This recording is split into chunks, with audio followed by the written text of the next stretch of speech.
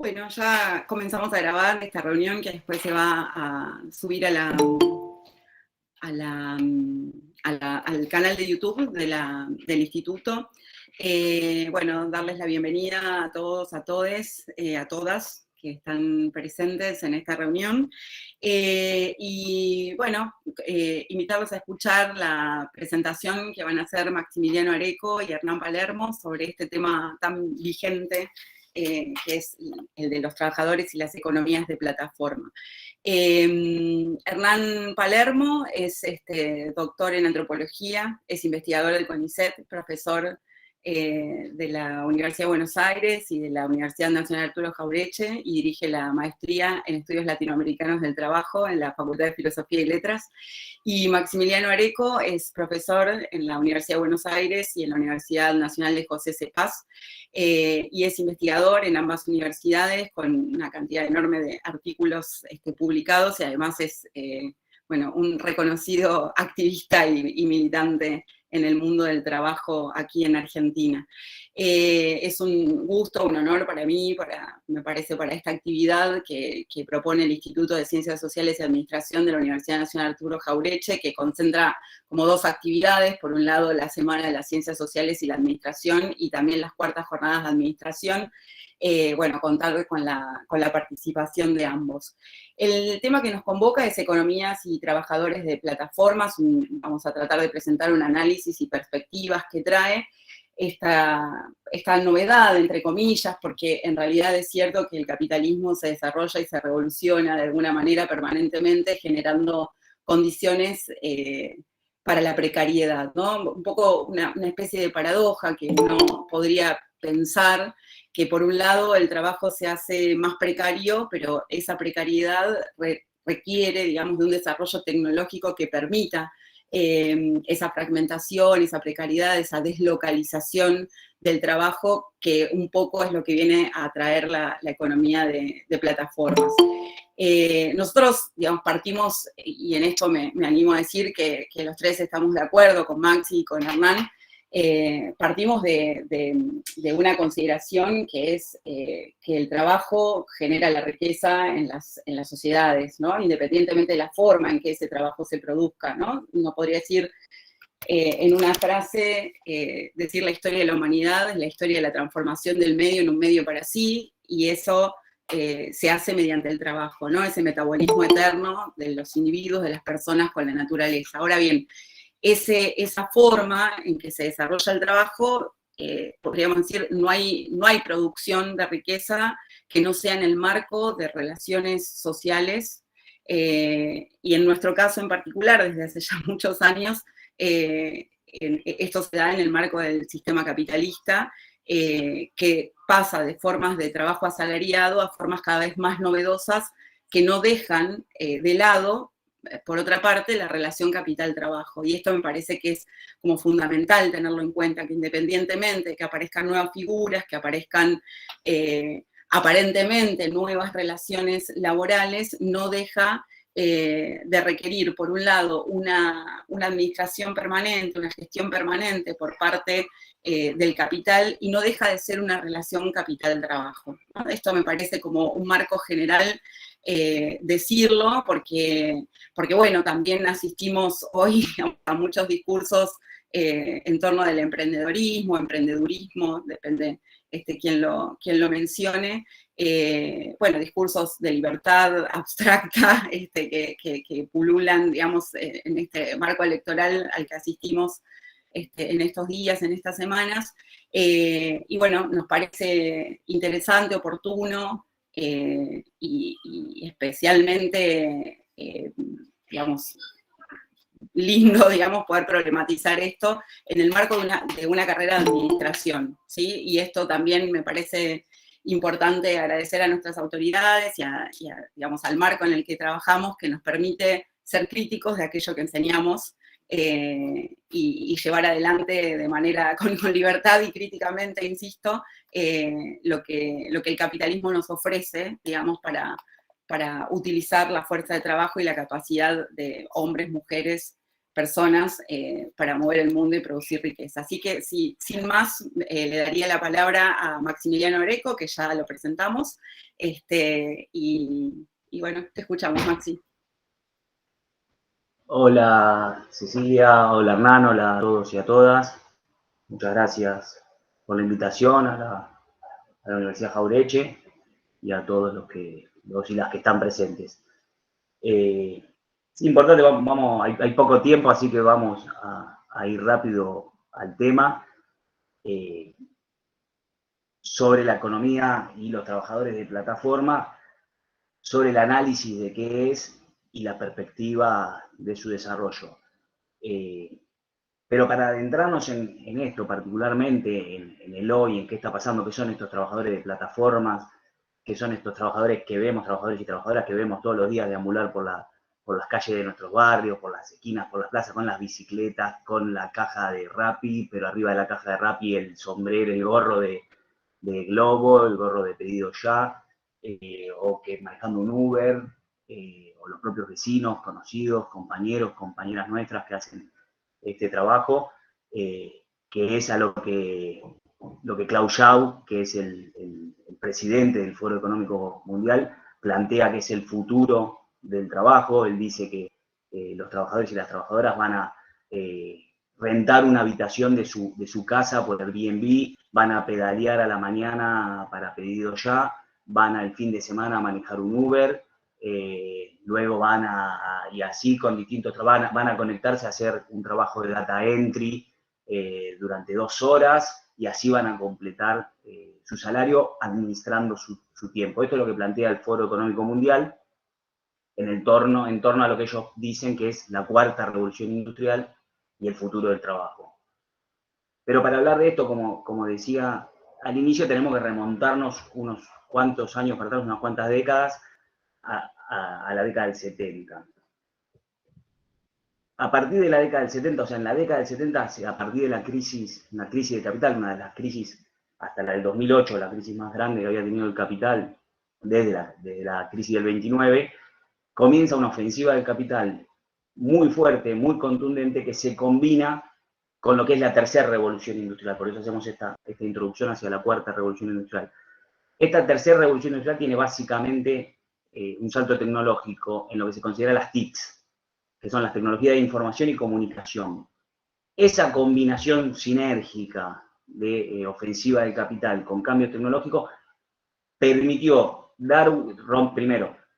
rompió el pacto keynesiano-fordista que había dado las famosas 4 décadas de oro del capital, que habían comenzado al finalizar la Segunda Guerra Mundial, y le permitió al capital fragmentar al movimiento obrero, debilitar las posiciones del poder sindical, de la fuerza sindical, deslocalizar las empresas y avanzar en un proceso de tercerización y subcontratación de los trabajadores. Y dio un salto la desocupación y la informalidad. En Latinoamérica ya conocíamos la informalidad, pero da un salto en todo el mundo y especialmente en los países centrales.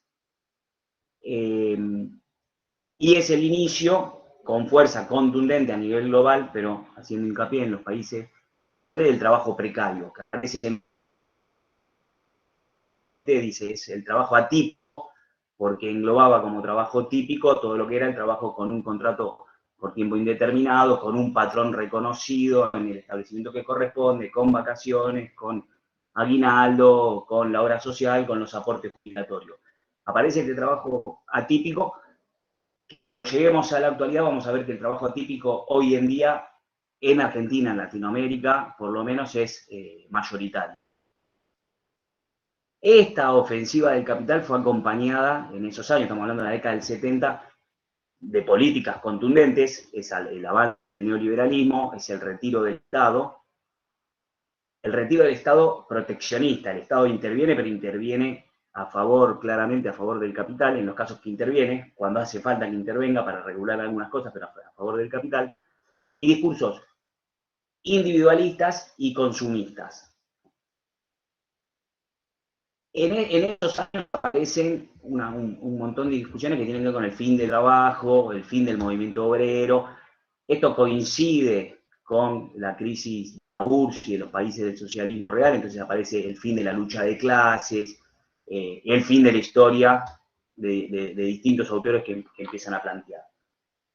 E incluso en algunos casos en la academia, como también en el campo político, se empieza a discutir más la importancia de los movimientos sociales y la pérdida de importancia del sujeto histórico que se planteaba desde la izquierda, desde el marxismo, del sujeto histórico, la clase trabajadora, la clase obrera y especialmente la clase obrera industrial.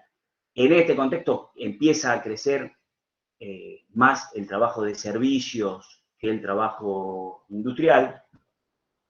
Y esto, el trabajo industrial, al estar tan fragmentado, aparecen también trabajos industriales que pasan a considerarse trabajo de servicio. Por ejemplo, el mantenimiento en una fábrica que era reconocido como parte industrial de esa industria, ahora lo hace una empresa tercerizada o subcontratada como una tarea de servicios. A partir del 2000 hay una discusión, pero vamos a plantear como que esa discusión está saldada, de que lo encabeza esto el Foro Económico Mundial, que plantea que ya estamos en la cuarta revolución industrial. Esta cuarta revolución industrial da un salto, supuestamente, especialmente en la robotización, en la inteligencia artificial, en la fábrica hiperconectada y en la hipercomunicación a partir de todos los dispositivos que ya conocemos. El impacto de estos cambios hacia futuro, de acá a los próximos 10 años, 20 años, es impredecible y aprendimos en estos últimos 2 años lo impredecible de las cosas con la pandemia. Había cosas que no se nos hubiese ocurrido nunca y de pronto de un día para el otro nos encontramos con que estaban sucediendo. Así que más que nunca ahora podemos utilizar el impredecible. Pero el impredecible, ¿qué quiere decir? Que es impredecible porque no sabemos cuál va a ser el desarrollo de la lucha de clase, el desarrollo de los sectores del capital y el trabajo y cómo se va a resolver.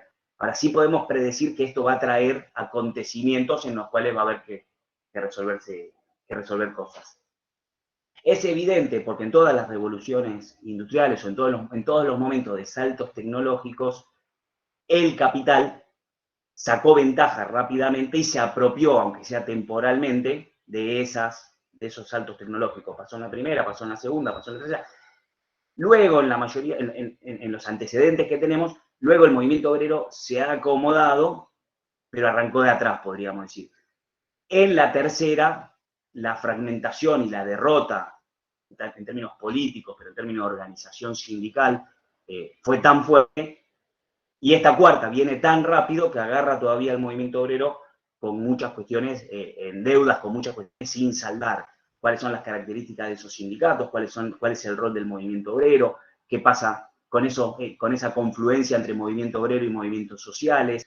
¿Qué pasa con estas nuevas exigencias de los sectores populares, la ecología, las cuestiones de género, etcétera? Entonces, todo eso arranca esta cuarta revolución industrial o avanza este salto tecnológico sin resolver todavía esas cuestiones.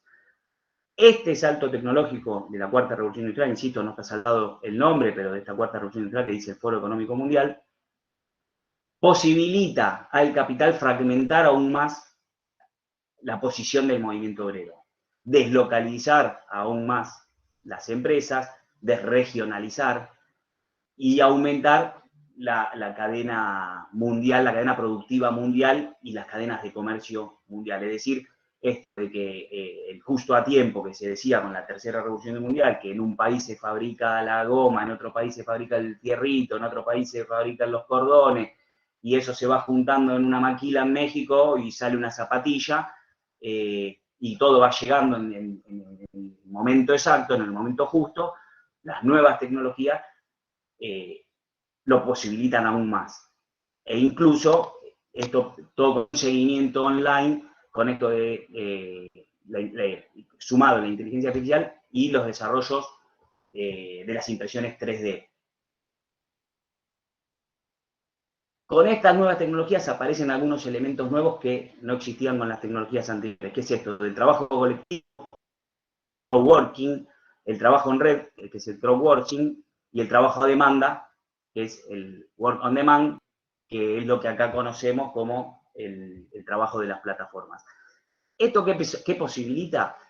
Abrir una especie de bolsa de trabajo en línea, donde distintos trabajadores y trabajadoras se conectan, consiguen una tarea, la realizan cobran algo por hacer esa tarea y se desconectan. La patronal, en este sentido, lo que busca con esto es la deslaboralización y el no reconocimiento de relación laboral y de relación de dependencia. En el trabajo, por ejemplo, ahora con la pandemia, adelantándome un poco, con la pandemia ha pasado en lugares de la ex Yugoslavia, que es una de las zonas más afectadas por la pandemia, donde empresas de salud convocaban por plataformas empleados de enfermería especialmente y médicos. Los contratantes decían, me ingresaron 50 enfermos de COVID, necesito 5 enfermeros, entonces en una aplicación contrataban enfermeros para ir a cubrir ese día. El enfermero iba, cubría ese día y se iba. Entonces decían que no había relación de dependencia, iba a hacer un servicio. Un caso similar, llevado al extremo de lo que pasa acá, que ahora vamos a hablar especialmente con los trabajadores de Rappi, de Pedido Ya y de Uber. Las patronales, insisto con esto, niegan que haya relación laboral, dicen que es un intercambio de servicios. Esto es lo que dice el Foro Económico Mundial, que es un intercambio de servicios entre iguales, que es un trabajador que quiere, que tiene una bicicleta, que tiene un auto a su disposición y puede satisfacer la necesidad de otro trabajador que necesita que le lleven un atado de cigarrillo, un plato de comida o que lo trasladen a algún lugar.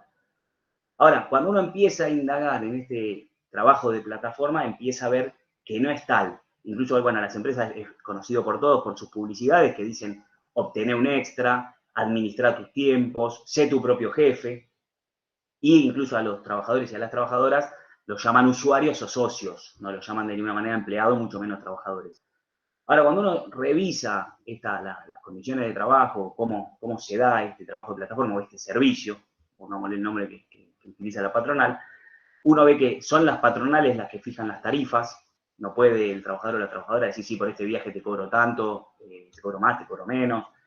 Es la patronal la que designa los viajes o incentiva algo que se llama la autoaceptación de pedidos, porque en un primer momento el trabajador o la trabajadora podía elegir qué pedidos hacía o no, pero si no tiene esta opción de autoaceptación, no la acepta, la propia plataforma le regula más pedidos o menos pedidos más cerca o pedidos más lejos, entonces los trabajadores tienen que poner esta autoaceptación, entonces tienen que pedalear o tienen que recorrer toda la ciudad, la provincia, toda la zona que le toque.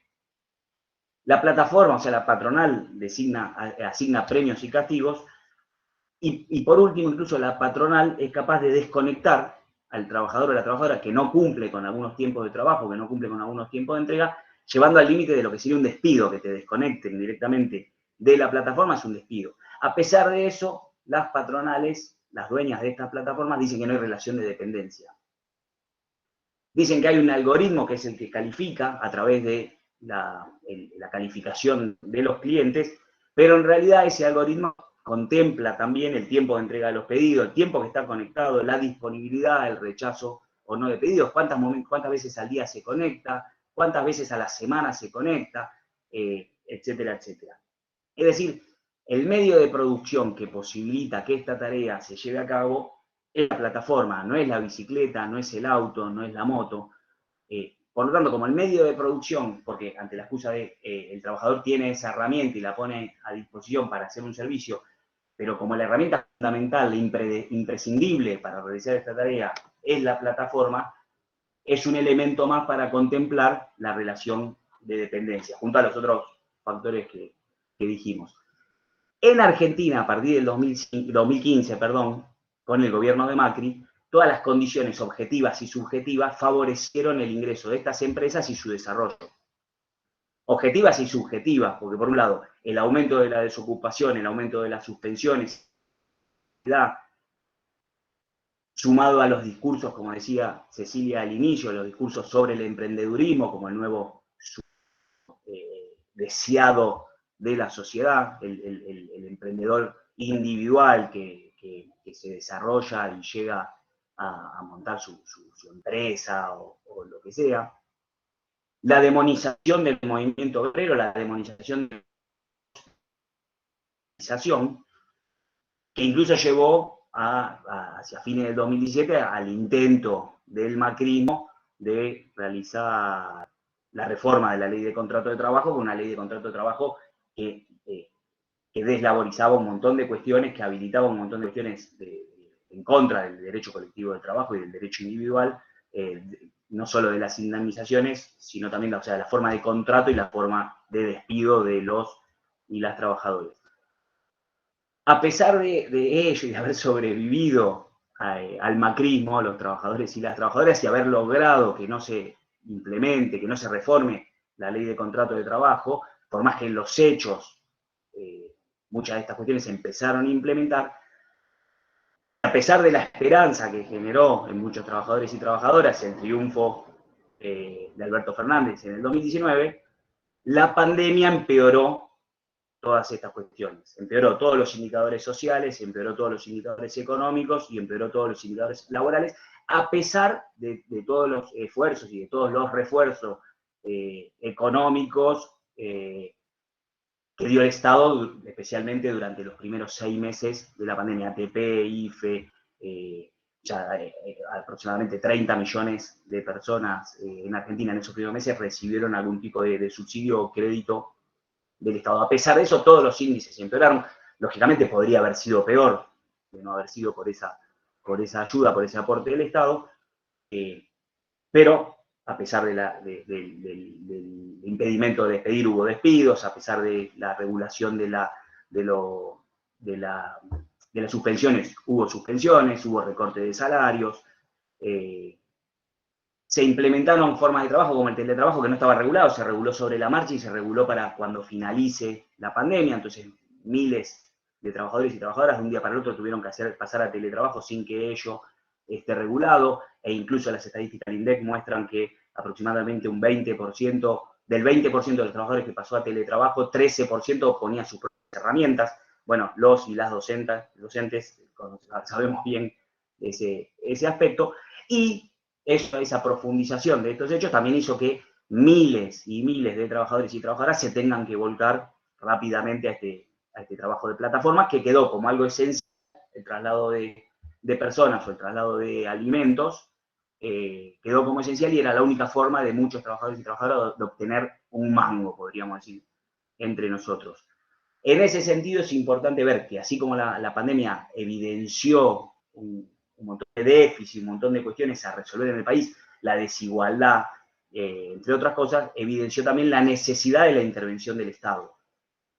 Y en esa necesidad de la intervención del Estado, en este aspecto particular del trabajo de plataforma, la necesidad de regularlo. Es imprescindible que se regule lo antes posible. Esa regulación que tiene que contemplar, ya está pasando en otros lugares del mundo, está pasando en Europa, está pasando en América Latina, hay discusiones de este tema en Colombia, hay discusiones en Uruguay, hay discusiones en Chile, bueno, en Estados Unidos, incluso hay fallos en Estados Unidos, en California, que es el lugar donde nace Uber, a favor de los trabajadores y las trabajadoras, diciendo que es un trabajo en relación de dependencia. En Holanda, en los países escandinavos, en todos lados se está discutiendo esto.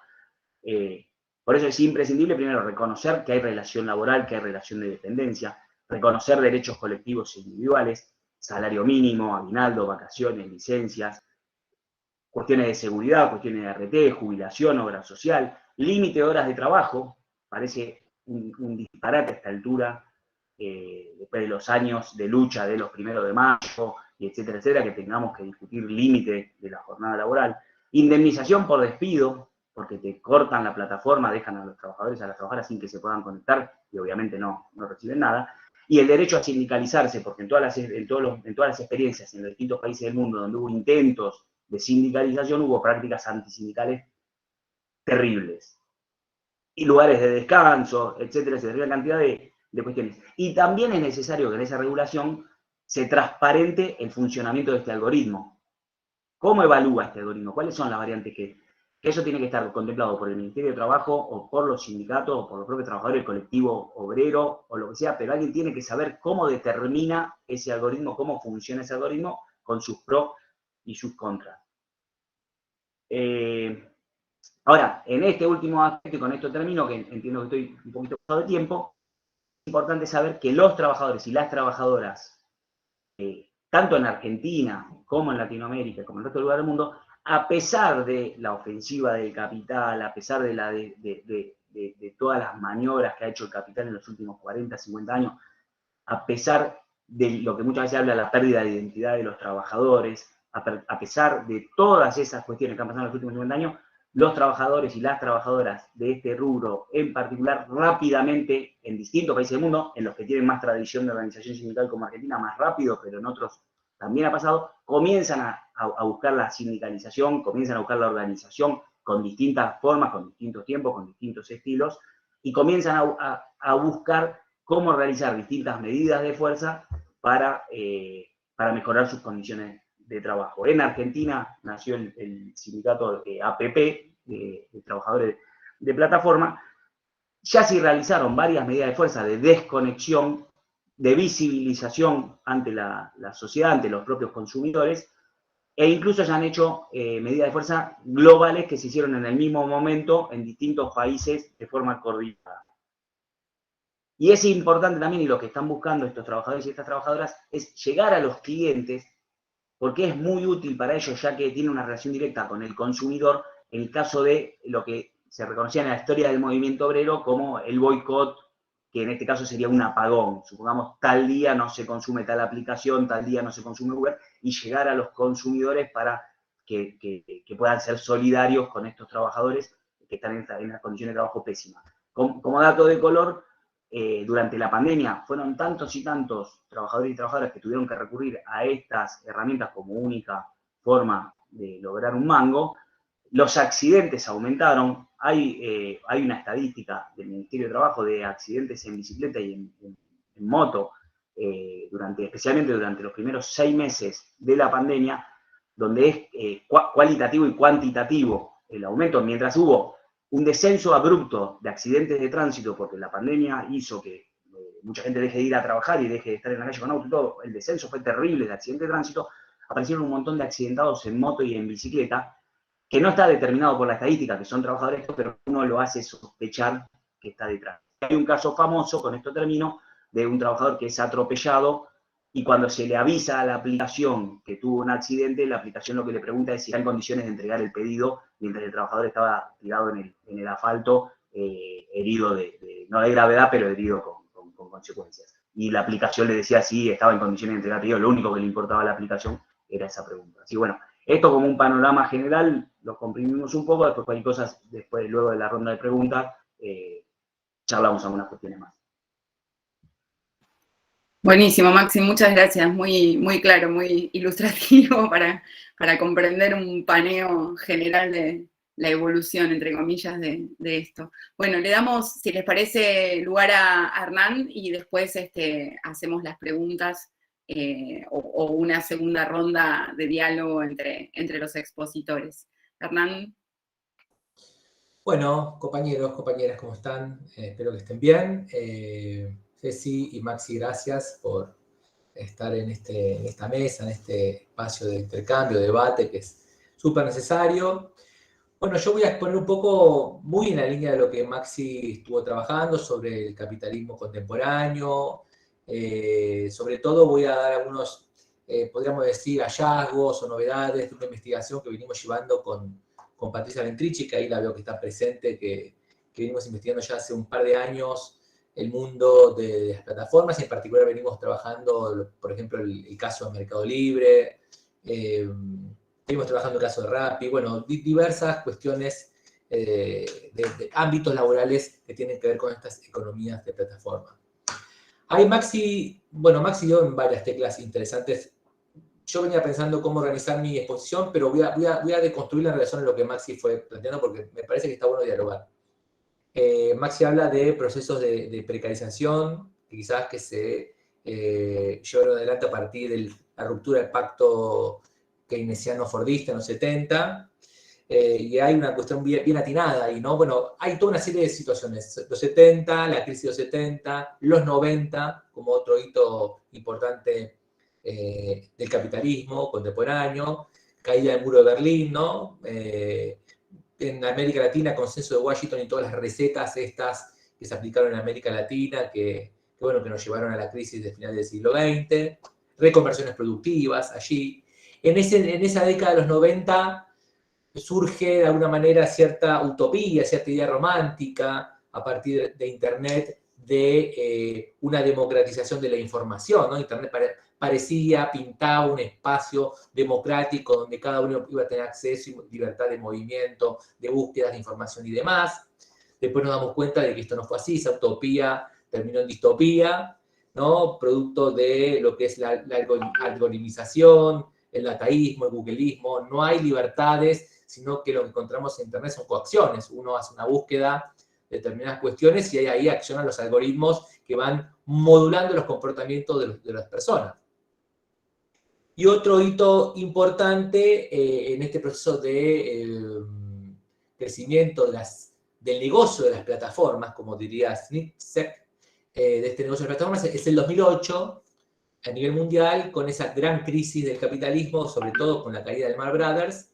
Ahí marca otro hito importante y, como bien planteaba Cecilia al comienzo de la presentación, la relectura del capitalismo, una reconversión en relación al negocio de las plataformas.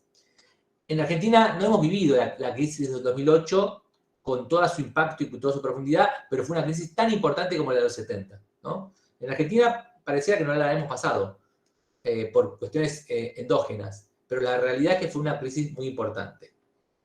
Y como bien decía Maxi, hay un crecimiento exponencial, sobre todo a partir de la victoria del macrismo, de la Alianza Cambiemos, en 2015, 2016, 2017, de todo lo que es la introducción del negocio de las plataformas, y ni que hablar con la pandemia del COVID-19, ¿no?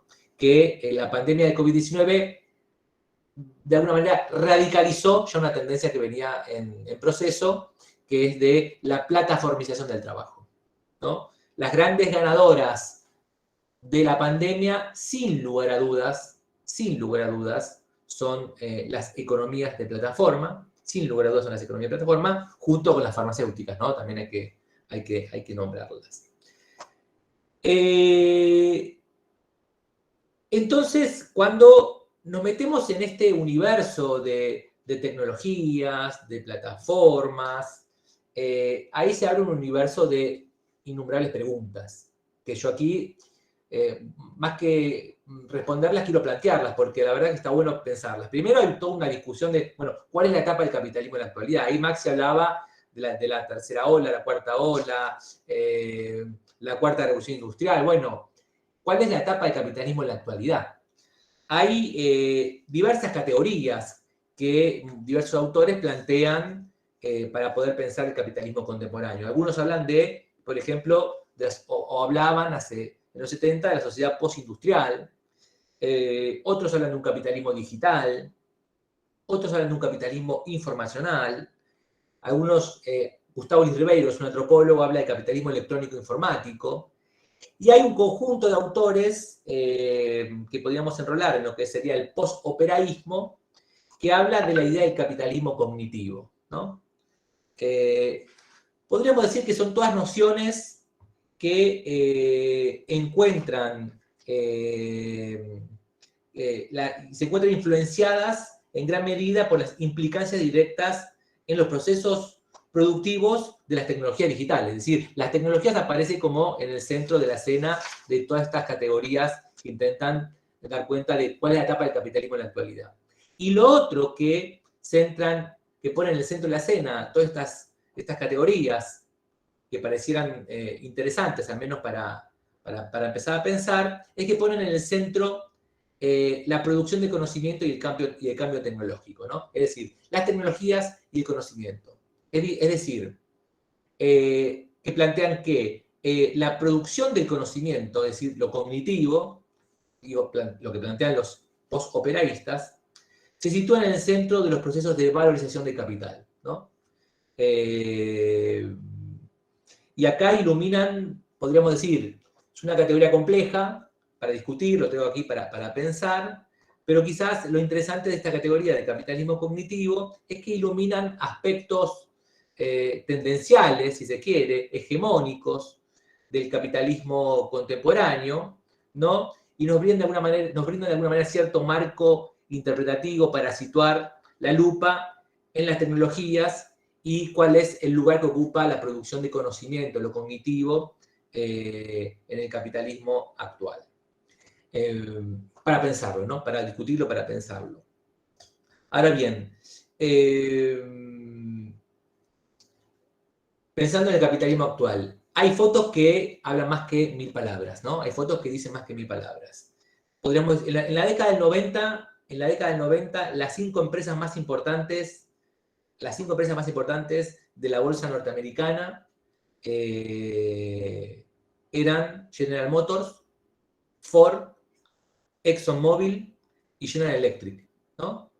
Hoy, las 5 empresas más importantes de la bolsa norteamericana es Apple, Amazon, Alphabet, que es la empresa madre que es Google, y Microsoft y Facebook, ¿no? Digo, para dar cuenta de cuál es el capitalismo en el cual estamos viviendo en la actualidad, ¿no? Es una foto bien clara de a qué nos referimos con el capitalismo contemporáneo, el capitalismo digital, el capitalismo cognitivo, el capitalismo informático, ¿no? Y en América Latina, dentro de las 100 compañías más importantes del mundo, tenemos una, que es de América Latina, que es Mercado Libre, que es una empresa, la empresa más importante de e-commerce en América Latina. No solamente es una empresa de e-commerce, sino cada vez más es una empresa que también empieza a crecer, y esto lo venimos planteando fuertemente en la investigación con Patricia Ventrici, que está ahí sin cámara, podría ponerse la cámara, que empieza a crecer también lo que sería el negocio financiero, ¿no? Empieza a ser una empresa que empieza a crecer y a ser el área más importante, el negocio financiero en relación al e-commerce.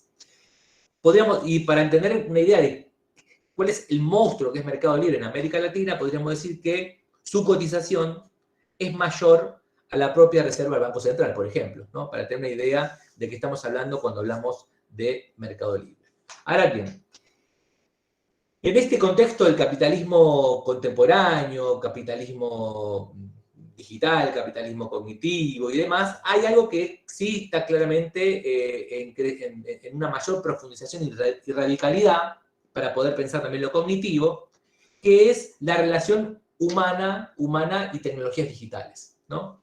Una relación próxima, duradera, entre los sujetos y las tecnologías, ¿no? Y que algunos autores incluso plantean el concepto, por ejemplo, de trabajador y trabajadora cyborg, a partir de esta interrelación maquínica humana, ¿no? Digo, para poder pensar, de hecho, aquí, en este encuentro, en esta charla, en esta conversación, estamos completamente mediados por las tecnologías de las plataformas, ¿no? No podríamos hacer este encuentro si no fuera por la mediación de esta pantallita que tenemos aquí y tenemos todos cuadraditos con caras de humanos allí, ¿no? Entonces, bueno, aquí hay un elemento quizás novedoso para pensar de esta radicalización de la imbricación entre las tecnologías digitales y las anatomías humanas. Ahora bien, siempre hubo imbricación entre las tecnologías y las anatomías humanas, ¿no? Pensemos, por ejemplo, en la cadena de montaje de Chaplin, siempre hubo esa relación tecnológica.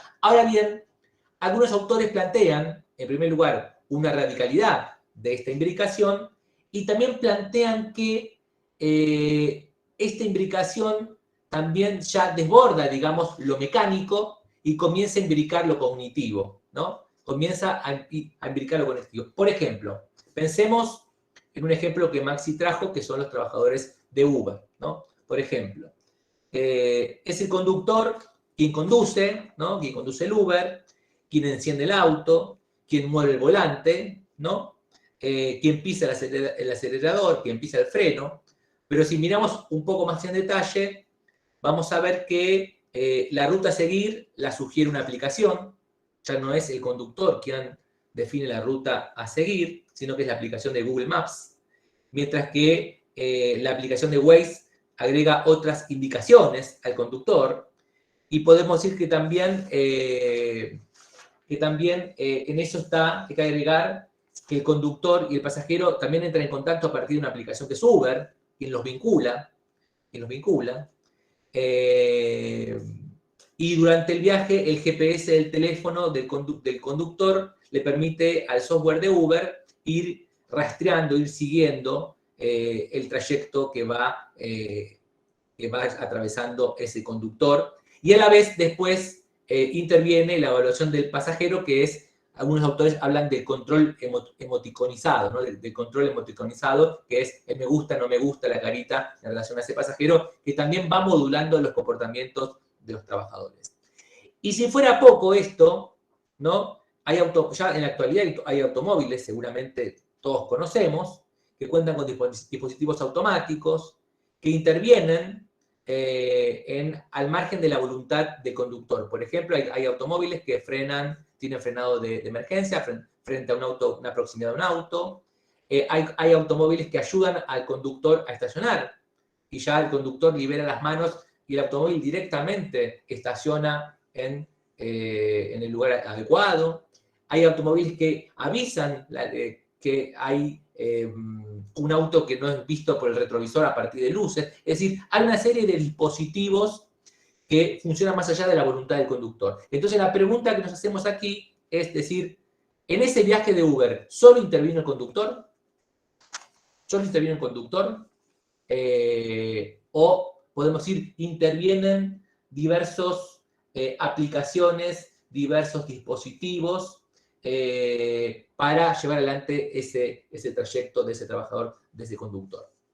Bueno, aquí una pregunta, digo, ¿por qué digo esto? Porque dentro de la biblioteca de los estudios del trabajo, algunos plantean que todo es novedoso. Otros plantean nada cambió. Bueno, aquí lanzo la pregunta para ver si es lo novedoso, no hay cambios, hay transformaciones. Bueno, hay continuidades, pero también hay rupturas para pensarlo. Y la otra cuestión que quiero traer a colación es, yo creo que una de las novedades, sí, esto lo venimos también pensando con Patricia Ventrich, una de las novedades del capitalismo contemporáneo, del neoliberalismo tecnoemprendedor, ¿no? Podemos decirlo. Hay una autora también que plantea, que es Nancy Fraser, una autora norteamericana, que plantea un neoliberalismo progresista, podríamos decir un neoliberalismo tecnoprogresista, ¿no? Porque cada vez con más fuerza se instala la figura del sujeto emprendedor, que Maxi ahí también lo nombró, ¿no? El sujeto emprendedor está, creemos, en el centro del capitalismo contemporáneo.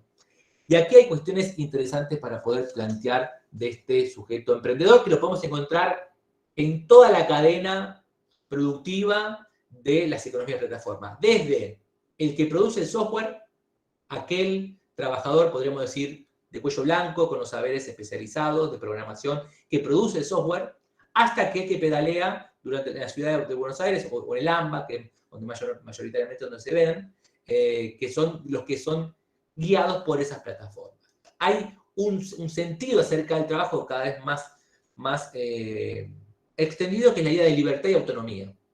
La idea de libertad y autonomía, ¿no? Una idea de libertad que claramente cuando uno hace investigación o investigamos sobre los trabajadores de Rappi, o mejor dicho, los trabajadores de delivery de plataformas, hay cierta idea de un trabajo donde me organizo mi trabajo, me organizo el propio trabajo, ¿no? Me organizo mi propio trabajo. Me divierto trabajando, también hay una idea de trabajo divertido también ahí. La cuestión de que no hay jefes, la cuestión de que no hay una oficina donde ir, sino que tengo la libertad de moverme por diversos lugares. Un entrevistado nos llegó a decir una frase que para mí sintetiza la idea de cuál es la idea de libertad y autonomía que plantean estas empresas de economía de plataforma, que es, si quiero reviento el celular contra la pared y me desconecto, ¿no? Es decir, esa pulsión, decir, bueno, ¿es posible reventar el celular contra la pared y desconectarse? ¿No? Es la pregunta que nos planteamos aquí.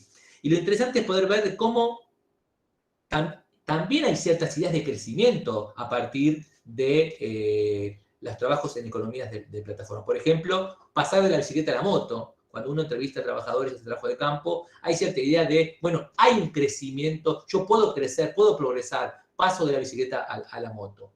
Y acá es interesante pensar cómo la etapa actual del capitalismo contemporáneo, del neoliberalismo tecnoprogresista o tecnoemprendedor, produce una torsión, diría, de las más difíciles de desentrañar y desconstruir, que es la idea de cierta libertad y autonomía en un contexto donde todos los soportes dadores de certidumbre están erosionándose. Es decir, en un contexto de erosión de los soportes dadores de certidumbre al trabajador y a la trabajadora, en este contexto de erosión de esos soportes de certidumbre se producen ciertas ideas de libertad y autonomía. Es decir, hay libertad en la incertidumbre, ¿no? Y esa incertidumbre hay que disfrutarla, ¿no? Esta es un poco la torsión neoliberal que produce el sujeto actual, ¿no? Lo otro a decir es que la otra categoría para poder pensar el trabajo en economía de plataforma y sobre todo de deliveries de plataforma es la economía de juventudes, ¿no? Estamos hablando de juventudes, ¿no? Que son la cadena, digamos, más débil dentro del mundo del trabajo, donde los que están mayoritariamente más expuestos a situaciones de precariedad, podríamos decir, ¿no? Hay una cuestión ahí con las juventudes muy fuerte vinculado a las deliveries de plataforma. Es decir, acá hay un aspecto, esto que es ser empresario de sí mismo, ser un emprendedor, disfrutar de esa libertad, pero es una libertad completamente condicionada por la incertidumbre que producen estos trabajos, condicionada por los algoritmos que van también de alguna manera modulando los comportamientos de trabajadores y trabajadoras, condicionada por la emoticonización del control a partir de los clientes, ¿no? A partir de los usuarios, controlada también por lo que implica, ahí también lo decía Maxi, la incertidumbre de cómo funcionan los algoritmos. Nadie sabe cómo funcionan los algoritmos. Es una caja negra. No se sabe por qué se le da un pedido a un trabajador, por qué se le retira el pedido al trabajador, por qué se lo sanciona, por qué por momentos caen muchos pedidos, por momentos no caen pedidos.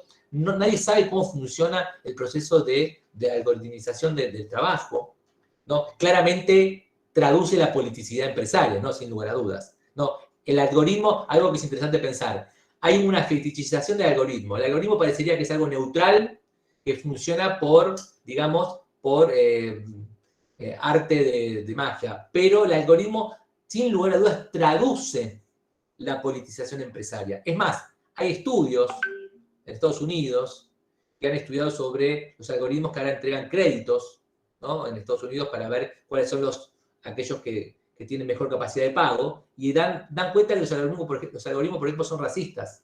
Digo, tienen un componente racista en relación a la población negra. Es decir, los algoritmos reproducen las relaciones humanas, digo, para ponerlo en términos bien claritos, ¿no? Reproducen las relaciones humanas, no están por fuera de las relaciones humanas. Ahora bien, como para ir terminando, tenemos trabajadores que reproducen ciertas ideas de libertad y autonomía en un contexto de incertidumbre brutal en América Latina. No obstante, también lo que hay que decir, como dice Maxi, por lo menos en Argentina, en América Latina y en particular en Argentina, también sigue existiendo, sigue operando de alguna manera una tradición organizativa gremial muy importante que ha hecho, por ejemplo, que ya exista el sindicato de trabajadores de aplicación de delivery, ¿no? Es decir, en el horizonte reivindicativo de los trabajadores que están vinculados a las plataformas, por ejemplo, de delivery, todavía sigue existiendo esa cierta idea del trabajo formal. Es decir, piensa muchas veces, bueno, este es mi primer trabajo, en el futuro soy joven, trabajo de esto, en el futuro está cierta idea de acceder a un trabajo formal. Todavía en Argentina, cada vez más borroso, pero todavía sigue estando delineado en el horizonte reivindicativo de un trabajador o una trabajadora el acceso a un trabajo formal. Eso todavía sigue persistiendo. Insisto, cada vez más borroso, pero sigue persistiendo como un horizonte de llegada, un horizonte de vida, la de alcanzar un trabajo formal, ¿no? Ahora bien, digo, rompiendo con este horizonte, o siendo pesimistas, y como para terminar, sí, acá hay dos fenómenos del trabajo bien demarcados en los últimos 10 años, podríamos decir, en Argentina en particular, que son los que están en crecimiento. Por un lado, lo que son la llamada economía popular, que es la variedad de diversas formas de cómo los trabajadores y trabajadoras se ganan la vida y se buscan la vida, muchas veces en lo que es, podríamos decir, economía informal, y el crecimiento de las economías de plataforma. Son los dos fenómenos, me parece, más importante o más sobresaliente de los últimos 10 años como para pensar el mundo del trabajo en la actualidad, porque van de la mano, porque las economías de plataforma crecen en mercados de trabajo pulverizados, ¿no? Las economías de plataforma crecen en mercados de trabajo pulverizados, y por eso ahí se asocia la cuestión también de la juventud, donde tienen mayor, están más propensos a estas situaciones de precariedad en los mercados de trabajo de América Latina completamente pulverizados. Bueno, hasta aquí, Cecilia. Buenísimo, muchas gracias, Hernán. Yo propondría ahora, salvo que haya alguna pregunta que levanta la mano o intervienen directamente, por ahí como una segunda ronda, y no sé, tal vez pensaba en alguna pregunta cruzada entre Maxi y Hernán, digamos, como de opinión yo tengo algunas para hacer, pero los dejaría por ahí completar o complementar si quieren la intervención y por supuesto si hay preguntas pueden abrir el micrófono o dejarlas en el chat que yo las voy recuperando y se las voy transmitiendo a los compañeros. Pero bueno, no sé si Maxi querés retomar un poquito la palabra. Sí, diría dos o tres cosas. Coincido plenamente con los aportes de Hernán, muy interesantes. Me parece que es importante, en este sentido, estaba haciendo memoria, si era Esteban Bullrich que antes de las elecciones del Esteban Bullrich, 2017, ministro de Educación, perdón. Claro, que decía, hay que acostumbrarse a convivir con la incertidumbre, hay que aprender a convivir con la incertidumbre. No recordaba si era Esteban Bullrich. Hay que enseñar a vivir hay que enseñar a vivir en la incertidumbre y disfrutarla. Y disfrutar la incertidumbre, claro. A educación. Es más, ministro de Educación. Es más, dijo más que eso, porque dijo, la escuela pública tiene que crear muchos Marcos Galperín. Claro. Por eso lo recordaba sobre la marcha y me parece muy importante, porque es cómo se van creando estos espacios ideológicos, ¿no? Estas fuerzas, estas ideologías con fuerza, que después uno anda repitiendo, muchos andan repitiendo, pero que es lo que se está planteando, insisto, desde el Foro Económico Mundial, que son como los primeros, la avanzada de esta propuesta. Y en ese sentido, esta idea de libertad y autonomía, a mí hay algunas cosas que me parecen importantes. Porque por un lado hay una necesidad objetiva, o hubo durante muchos años una necesidad objetiva, un planteo objetivo de parte del movimiento obrero, que era, así como ahora es aprender a convivir con la incertidumbre, que era cómo salir de la opresión del fordismo, cómo salir de la cadena de montaje, cómo salir de los 50 años poniendo un clavo o un tornillo en un auto parado en la misma plataforma, parado en la... que es una discusión que tuvo mucha fuerza con la aparición del toyotismo, pero que no se saldó. Entonces, ahora, en esa nueva idea de libertad y autonomía, lo que uno ve cuando revisa las estadísticas amplias a largo plazo, lo que uno ve es peores condiciones, es decadencia económica, decadencia social, no ve muchos altering, incluso ve uno solo y no lo ve muy seguido, no lo cruzamos por la calle.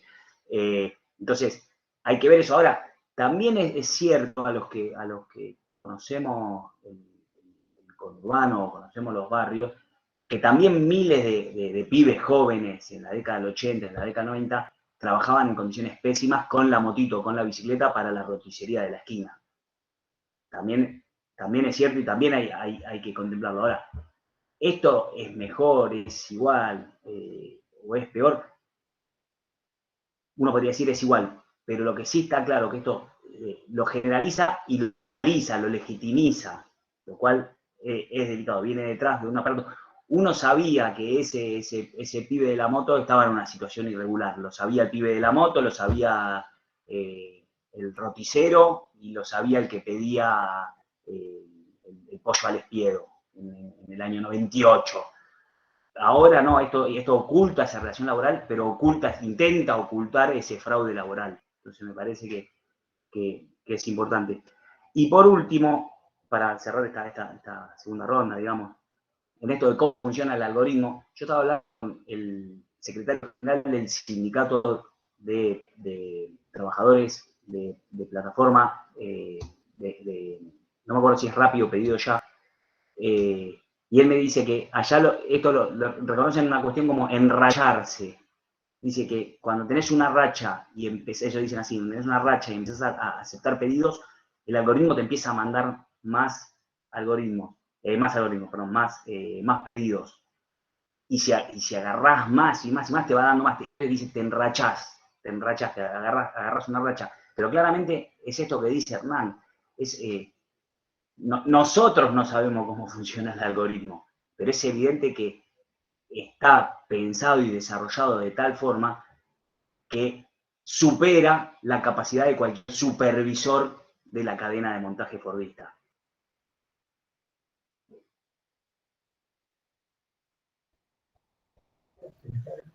Buenísimo. Transmito una pregunta que hace Germán y le damos la palabra a Hernán, o no sé, Maxi, si solo paraste para tomar agua, pero la pregunta que hace Germán, que leo, dice, pregunta en relación al mercado de trabajo pulverizado que mencionaba Hernán, dando por sentado que las plataformas crecen más en economías emergentes con alta desocupación, ¿cómo se puede llegar a la regulación de este tipo de trabajo en estas economías con vistas a los países con baja desocupación que comenzaron a regularlo? ¿Es de vuelta el movimiento obrero que lo llevará a sus espaldas? Calculo que igual es una pregunta para ambos.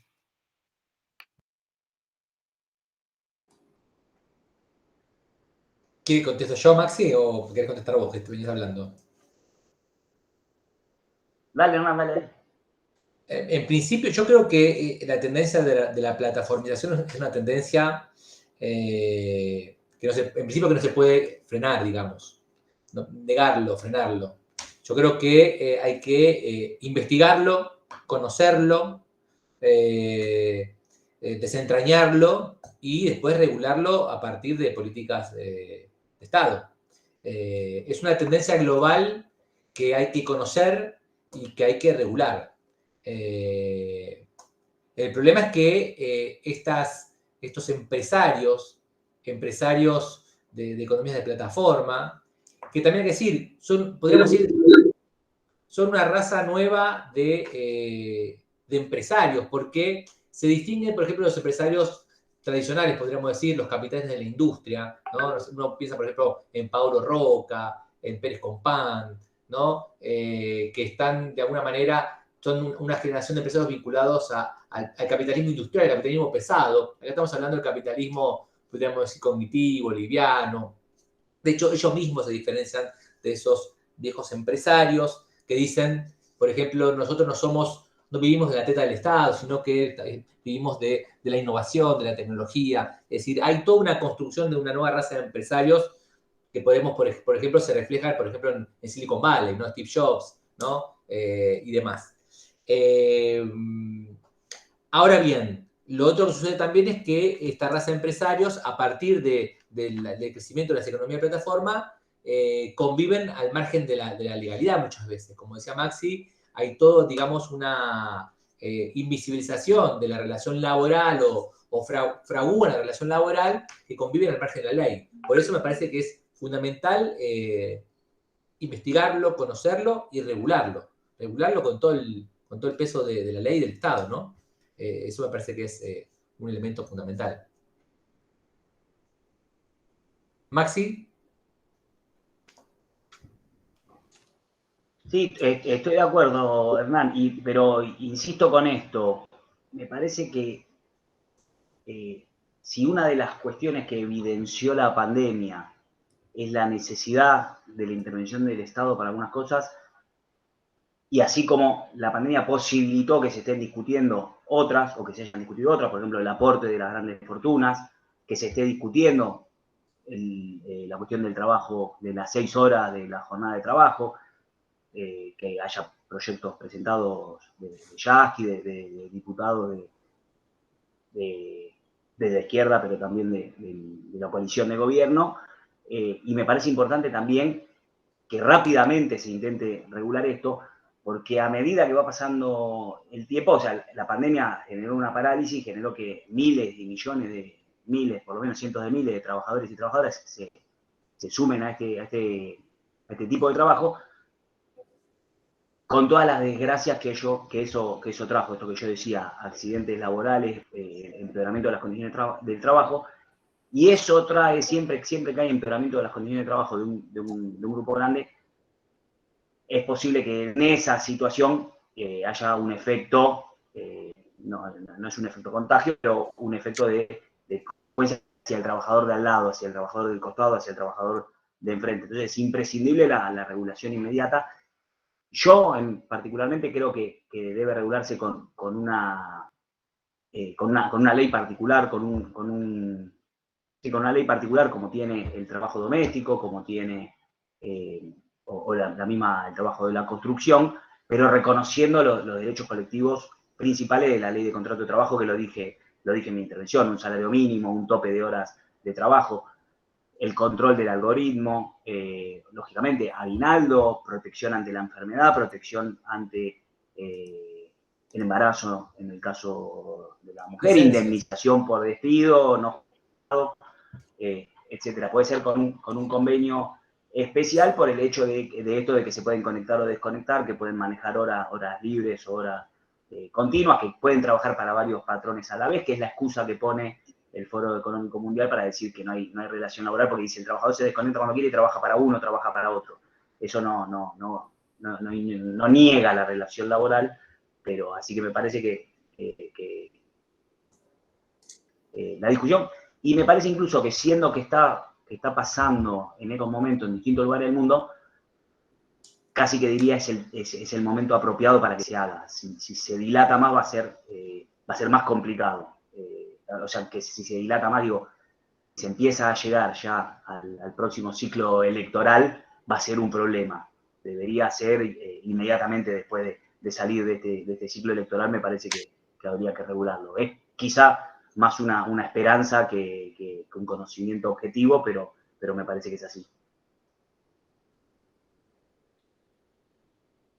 Yo, si me permiten, compañeros, ahí Hernán decía, una imagen vale más que 1000 palabras en algún momento, y me quedaba con 2 imágenes, y voy a relacionarlo con 2 preguntas, porque Hernán, una políticamente incorrecta, lo adelanto, pero Hernán mencionaba como al pasar la economía popular, ¿no? La economía popular y solidaria.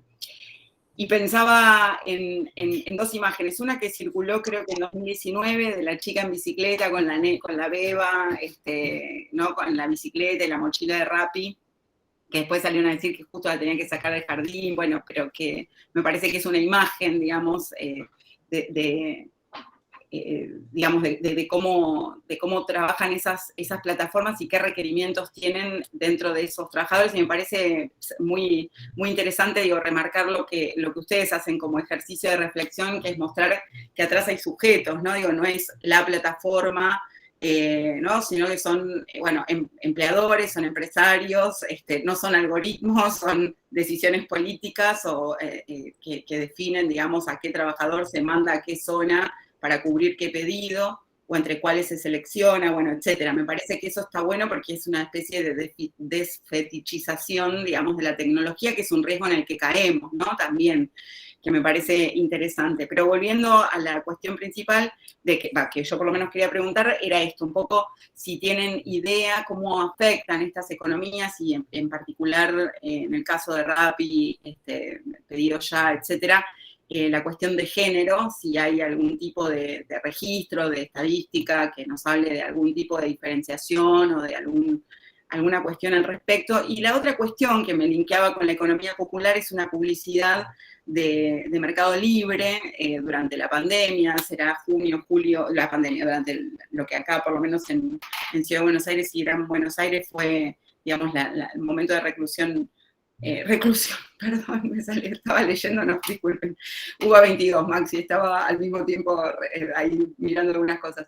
El momento de, bueno, de estar más guardados y guardadas, donde salían como de las catacumbas, ¿no? Los emprendedores que hacen macetas, que hacen bancos, que hacen, ¿no? Productos como hasta manuales, digamos, ¿no? Toda la producción, y salen como de las... de las, sí, como de bajo tierra, digamos, y encuentran la luz con Mercado Libre, ¿no? Era muy llamativo, y pienso también como Mercado Libre, ahora Leo te damos la palabra, y como Mercado Libre también se convierte, digamos, como en una especie de centralización de pequeñísimos capitales, ¿no? En el sentido de que digamos, tiene un gran depósito y vende directamente, o sea, es directamente el depósito que se sacan, digamos, esos productos que se pueden comprar a través de la plataforma.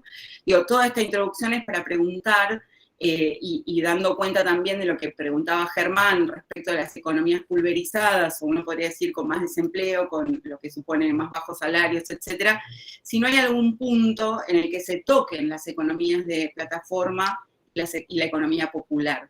Si finalmente lo que diferencia, digamos, a una de otra es una cuestión ideológica o hay una cuestión material en la producción. No sé si se entiende la formulación. ¿Qué quiero decir con esto? Ambas son de subsistencia, ¿no? De subsistencia desde el punto de vista de los trabajadores, ¿no? Esto está claro.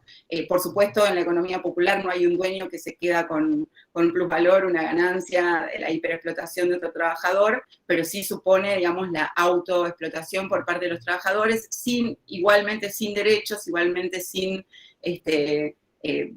derechos laborales, quiero decir, solamente sabiendo que probablemente esa idea de libertad, de autocontrol, de no patrón, etcétera, bueno, es en algún grado más real, digamos. Pero bueno, en términos objetivos, ¿qué significa esto?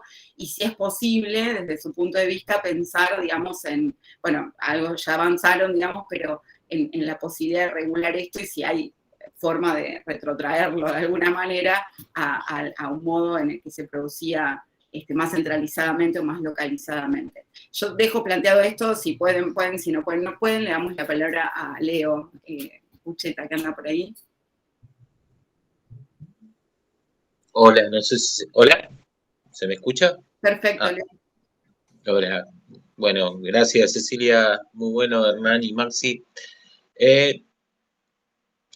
Primero, muy interesante esto que dicen, ¿no? De este nuevo que planteaba Hernán, ¿no? Este nuevo espíritu del neoliberalismo donde somos empresarios de nosotros mismos, ¿no? O sea, que asumimos que todos somos emprendedores y la idea de la autoexplotación. Yo lo que me preguntaba, si bien no tiene que ver con lo que estamos hablando, también pensaba cómo nosotros en nuestras tareas docentes, cómo también nos adaptamos y también cómo impactó esto, ¿no? Las plataformas en nuestra forma de dictar clase. Y me parece que tiene que ver también cómo la virtualidad llega para quedarse en muchos lugares, ¿no? En la administración pública, en otros lugares, pero también, y esto me parece, lo que me parece relacionado con la charla de ustedes, también cómo eso apunta a, por un lado, precarización, ¿no? Desde el punto de vista donde nosotros y nosotras trabajadores asumimos los costos de trabajar desde nuestras casas, los que tenemos trabajo formal, ¿no? Estamos hablando de los que tenemos hoy en día la posibilidad de tener un trabajo formal. Y también cómo nosotros, esto puede impactar también particularmente en la precarización de otras tareas, más allá de lo que ustedes están planteando de la economía de plataforma, como también esa idea de cómo puede impactar, esta idea del trabajo a través de Internet o de plataformas también llega para, más allá de la economía, de lo que planteaban de Rappi o de Uber y similar en Mercado Libre, también llegó para instalarse en otros lugares, y esa idea también de cómo llega la precarización de ese lugar, ¿no? Yo me acuerdo que la primera vez que escuché de hablar de teletrabajo o de trabajo de plataforma fue con Accenture, que te ofrecía la posibilidad de que 3 días, que trabajes 2 días desde tu casa. Y eso implicaba, pero después, eso implicaba que Accenture, por ejemplo, en un año, haciendo que todos sus empleados en la sede en Capital Federal trabajar en 2 días por semana en su casa, implicaban casi un ahorro del alquiler del edificio en que funcionaba la sede. Bueno, no sé si se entendió la pregunta, pero era eso. Y bueno, después, bueno, genial todas las reflexiones tanto de Maximiliano como de Hernán.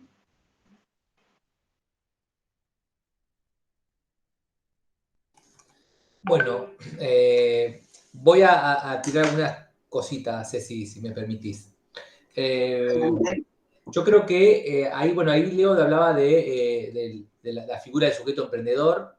Yo creo que ahí hay una de las conquistas más importantes de la etapa actual del capitalismo contemporáneo, que denominémosla neoliberalismo tecnoprogresista. Tecnoprogresista porque lo tecno, bueno, por la tecnología, la tecnología tiene un consenso inusitado en todo el aspecto ideológico de la política y de la vida. Digo, desde la derecha hasta el nacional y popular izquierda, nadie va a estar en contra de la tecnología. Digo, hay un consenso que la tecnología empodera y la tecnología iguala oportunidades, sin lugar a dudas. Eso hay un consenso generalizado. Y hablando de igual oportunidades, también hay una cuestión acá que cada vez está más se va arraigando en términos de sentido común, que la idea de igualdad, podríamos decir en términos de Dubet, de François Dubet, sociólogo, la idea de igualdad de oportunidades, ¿no?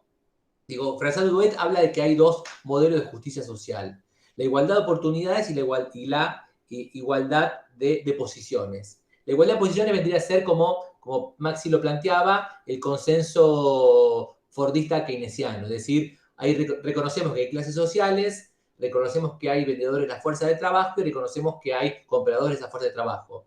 En esas clases sociales hay asimetrías y el Estado vendría de alguna manera a igualar ciertas asimetrías en esas clases sociales. Ahora bien, la igualdad de oportunidades, que es cada vez más creciente en términos de organización social, es la idea de que cada sujeto crece o ocupa los mejores lugares a partir de los méritos propios, ¿no? Y claramente está esto creciendo en términos de sentido común, ¿no? De que las desigualdades son justas, porque aquel que quedó rezagado en su crecimiento es porque no puso todo de sí mismo, ¿no? Yo crecí porque me esforcé, porque trabajé, porque emprendí, porque performateé la figura del emprendedor. Es más, hay toda una tergiversación, por ejemplo, histórica, que podríamos decir, de la inmigración de final del siglo XIX, comienzo del siglo XX. Hemos más de una vez escuchado al presidente Macri decir: tenemos que recuperar los valores de nuestros abuelos inmigrantes que bajaron de los barcos y se hicieron a sí mismos y construyeron, bla, bla, bla, bla, bla. Digo, claramente hay una romantización de esa inmigración, claramente hay una tergiversación de esa historia, porque los inmigrantes de fin del siglo XIX, comienzo del siglo XX, fueron los primeros que construyeron sociedades mutualistas, sociedades de resistencia, es decir, con toda una mirada de crecimiento colectivo para poder crecer uno mismo. Es decir, actualmente se está imponiendo la idea de que el que no crece es porque no quiere, y yo crezco porque construyo mi desarrollo a partir de los méritos propios, ¿no? Y acá hay un elemento muy importante para poder pensar el sentido común que está construyendo el capitalismo contemporáneo. Y lo otro interesante para poder pensar, que se complejiza, es que el capitalismo contemporáneo o el neoliberalismo actual se basa en varias ideas. Una es la libertad, la autonomía, la igualdad de oportunidades, es decir, yo crezco por mis propios méritos. Y la otra cuestión que es interesante, y que aquí la complejizo pensando en lo que Ceci pensó en términos de género, es también que el capitalismo, el neoliberalismo contemporáneo hace un reconocimiento a las diversidades en términos de identidad de género. No sé si ustedes vieron la publicidad hace poco de Mercado Libre, de besos icónicos. ¿Vieron la publicidad de besos icónicos? Que la primera escena es dos varones, hay un varón, presumiblemente de la Segunda Guerra Mundial, un soldado, corriendo un tren para saludar a una persona, baja otro varón y se dan un beso. La siguiente escena son dos mujeres besándose bajo la lluvia. La tercera escena es un matrimonio que de blanco ella y él de gala, y cuando le levanta el velo es un sujeto trans, ¿no? La siguiente escena es dos varones, podríamos decir adultos mayores, besándose. Es decir, también podríamos decir libertad, autonomía, igualdad de oportunidades y reconocimiento a esas diversidades. Y aquí me meto en esto que dice Nancy Fraser, que a la idea de libertad se le suma el reconocimiento de la diversidad, o mejor dicho, de las singularidades personificadas. Es decir, la racionalidad neoliberal y su variante progresista no solo apunta a profundizar procesos de sujetos hiperindividualizados, sino que también apunta a fragmentar a partir de la pluralidad de reivindicaciones de identidad de género, podríamos decir. Es decir, Nancy Fraser plantea que el neoliberalismo actual, progresista lo llama ella, se alimenta de las críticas del feminismo hacia el Estado, el sistema patriarcal y también de otros movimientos sociales, por ejemplo, podríamos decir el ambientalismo. Es decir, hay un retomar de esas luchas que siempre lo hizo el capitalismo. Retoma esas luchas del feminismo, de la crítica antipatriarcal, ¿no? No para construir un sujeto que se empodere, que se libere, sino para construir una libertad que coaccione, ¿no? Una libertad que coaccione. Entonces, vamos a ver cómo, no sé, el faro que ilumina este proyecto que es Silicon Valley, hay todo un reconocimiento a las diversidades, a las libertades, a la individualidad, ¿no? Y aquí yo planteo otra hipótesis que quiero que comparto con ustedes. Yo creo que el macrismo fue la mejor expresión de este neoliberalismo tecnoprogresista en la historia argentina. No obstante, no terminó de alguna manera, apropiarse de todos estos valores que estas empresas de plataformas, estos tanques digitales, plantean en términos de neoliberalismo. Porque el macrismo sigue siendo esa clase de la burguesía vinculada a los capitanes de la industria, al capitalismo industrial, al capitalismo pesado. Es decir, ustedes han visto que Marcos Galperín, por ejemplo, fue, incluso estuvo en la mesa de las elecciones como veedor, ¿no? Como cuando estás por el partido, Ceci, en una mesa de las elecciones, como fiscal, ahí está, gracias Leo, como fiscal. Ha sido un activo militante del PRO. Pues yo creo que no obstante, el PRO como proyecto político no terminó de abrazar esa propuesta política que plantean estas empresas de tecnologías, ¿no? Que hablamos de estas variantes progresistas del neoliberalismo, y terminó siendo una derecha, podríamos decir, hecha y derecha, ¿no? Bien clásica de América Latina, ¿no? Porque cuando tuvo que, por ejemplo, el macrismo, cuando tuvo que posicionarse frente a la interrupción voluntaria del aborto, lo hizo de forma ambigua, pero después terminó con el pañuelo celeste, ¿no? Con lo cual, bueno, una de las hipótesis es que el macrismo todavía no logra ahí cuajar políticamente con la propuesta de estas empresas, de esta burguesía digital, esta burguesía electrónico-informático que propone este neoliberalismo progresista. Bueno, por aquí. Pará, y lo otro que quería decir es, que vos preguntás en términos de género, en términos de la fuerza de trabajo, no hay estadísticas para poder pensar los trabajadores de plataforma. No hay ninguna estadística. Nadie sabe cuántos trabajadores trabajan en las plataformas de delivery, en Rappi, en Globo, PedidoYa. Nadie sabe porque las empresas no reconocen ningún trabajador. Con lo cual, la otra tarea importante desde las políticas de Estado es poder construir una estadística fehaciente en el cual podamos pensar qué sucede ahí adentro en el mundo del trabajo.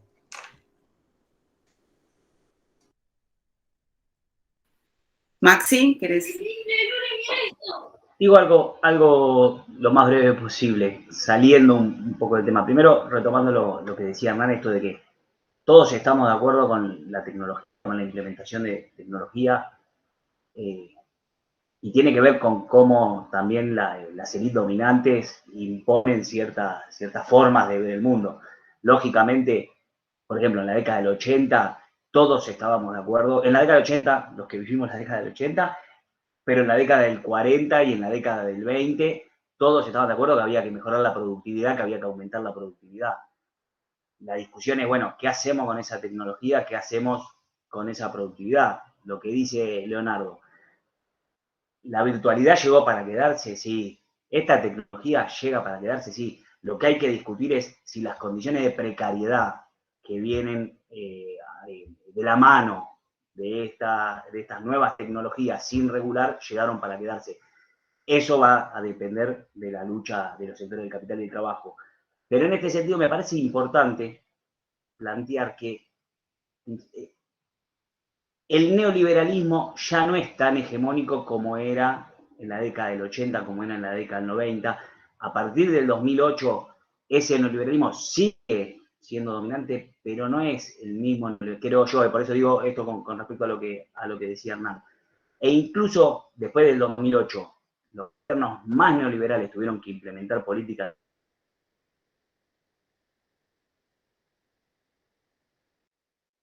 intervencionistas, y los gobiernos, los presidentes más representativos de ese neoliberalismo, o tuvieron que cambiar o les está yendo muy mal. Trump se fue, Bolsonaro está ahí, y en otros países como Alemania se está discutiendo la expropiación de viviendas ociosas. O sea, me parece que es un momento de discusión donde es posible que vaya todo a una polarización, que pegue un salto esa polarización y que tengamos muchas más discusiones con tipo de la calaña de Milei, con tipo de esa calaña, porque va a tener que ser a todo o nada. Porque ese neoliberalismo, al no ser tan hegemónico y no construir, no tener ese poder ideológico, ese poder de fuego, tiene que recurrir a las armas más letales, llamémosle acá entre nosotros. Tiene que recurrir a un tipo como Milei para ver si logra imponer cierta agenda, para ver si después la aplica el macrismo, haciendo un juego entre los que estamos acá y conocemos. Cuando fue en la década del 80, se empezaron a instalar discusiones previamente a que el menemismo las aplique, como el tema de las universidades, la universidad pública que iban los pibes a calentar en la silla, y etcétera, que se empezó a implementar esas discusiones desde el famoso programa de Neustad, etcétera, pero que eran cuestiones programáticas de ese momento, lo que era Álvaro Alzogaray y la UCD, y se terminaba aplicando. Entonces, quiero decir esto, esa polarización es posible y estará determinada por la lucha entre los sectores del capital y el trabajo. Bueno, compañeros, compañeras, un gusto, por lo menos para mí, estar acá presentándoles a Hernán y a Maximiliano, dos compañeros muy, muy queridos, muy, muy lúcidos en sus reflexiones, que nos aportan mucho. Y bueno, agradecerles la presencia. De todas maneras, después la charla se va a publicar en el canal de YouTube del Instituto para que, bueno, puedan difundirla. Y bueno, ojalá nos podamos seguir encontrando en estos debates que, bueno, me parece suponen un montón de conocimientos, suponen esa reflexión necesaria que tiene que tener la universidad pública como deber, digo yo, ¿no? Como casi como deporte, de ponernos en cuestión y de pensar, digamos, lo público y de pensar, digamos, lo mejor para la sociedad en la que vivimos, siempre posicionándonos desde un lugar, ¿no? Que no es necesariamente el de los empresarios, sino más bien el de los que padecen, de los que sufren para hacer un mundo mejor. Digo, es una de nuestras funciones, no estoy inventando ni troscando nada, digamos, sino simplemente pensando en lo que la universidad debe brindar a nuestra sociedad. Fernando Ortiz, a ver, dice, la tecnología avanza muy rápido, ¿cuáles serían las primeras cuestiones a reglamentar? bueno, creo que estuvo, ¿no? En alguna medida correspondido eso, ¿no? La cuestión del algoritmo, ¿no? No sé si por ahí quieren repetir, pero... Bueno, el teletrabajo se reglamentó. Claro. Hay una ley de teletrabajo, por ejemplo. Es una forma de ir reglamentando y siguiendo la evolución o el desarrollo de las tecnologías. Es interesante la pregunta de Ortiz, porque los empresarios todo el tiempo dicen, bueno, ¿qué nos van a reglamentar la tecnología? Es decir, pareciera que reglamentar es un obstáculo. En esta idea de libertad, autonomía, ¿no? Del neoliberalismo progresista, reglamentar derechos y reglamentar el trabajo sería un obstáculo, porque impediría esa libertad. Digo, esta es también otra de las cuestiones interesantes para poder pensar del proceso actual de la construcción del sentido del trabajo. Claro, exactamente. Sí, claro. Está bien. Yo iría dejando acá, porque si no nos vamos. Gracias, Homero, por el comentario. Iría dejando porque nos va a llevar a lejos, ¿no? Me parece, como a conclusiones radicales, necesariamente. A reflexiones radicales, conclusiones radicales, y bueno, en medio también de nuestra precarización laboral que nos tiene acá con niños corriendo por la casa, en fin, pidiendo la seguimos la próxima de forma presencial. Claro, ahí va. Y sin grabación, digamos, para seguir charlando. Bueno, cerremos con la internacional. La dejamos para la presencial, Leo, el asunto. Bueno, les agradezco nuevamente mucho entonces, Hernán, a Maxi, bueno, a Leo que participó, Germán, Fernando, bueno, todos los compañeros que participaron, a José, que veo que está por ahí, también muy infaltable en las charlas, un seguidor de las primeras horas de estas actividades, así que un saludo también, José, para vos, y bueno, a los estudiantes del curso, y bueno, nos estamos viendo próximamente, esperemos de manera presencial, y muchas gracias. Un aplauso virtual para los panelistas, y nos estamos viendo. Chao, chao, Ceci, nos vemos. Chao, Cecilia, gracias por la invitación, saludos a todos. Chao, chao.